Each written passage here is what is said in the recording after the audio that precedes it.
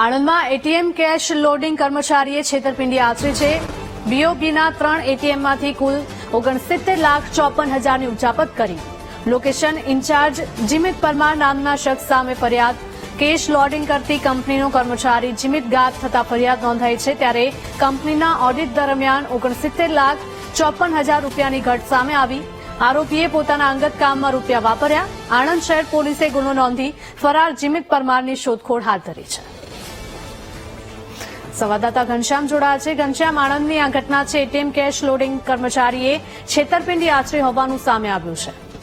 એના ચોક્કસથી જે રીતે એટીએમમાં પૈસા લોડિંગ કરવાનું કામ કંપનીઓને સોંપવામાં આવ્યું છે, તેવી જ રીતે બીઓબી ની જે બેંક છે તેના એટીએમમાં પૈસા ફિલિંગ કરવાનું કામ એક કંપનીને સોંપવામાં આવ્યું હતું। કંપની દ્વારા જીમિત પરમાર નામના એક કર્મચારીને લોકેશન ઇન્ચાર્જ તરીકે નિમણૂક કરવામાં આવી હતી।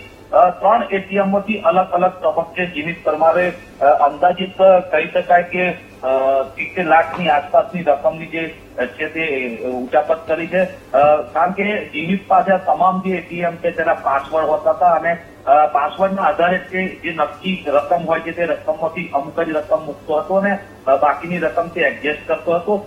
જો કે સમગ્ર ઘટના ત્યારે સામે આવી છે કે જ્યારે જીમિત પરમાર અહીંયાથી ભાગી ગયો હતો અને ફરાર થયો હતો, જેને લઈને જે કંપની છે તેના દ્વારા તેની શોધખોળ કરીને અંતે કંપનીએ ઓડિટ કરાવતા સમગ્ર ગોટાળો બહાર આવ્યો છે અને આ અંગે આણંદ ટાઉન પોલીસ સ્ટેશનમાં જીમિત પરમાર વિરુદ્ધ ફરિયાદ નોંધાઈ હતી।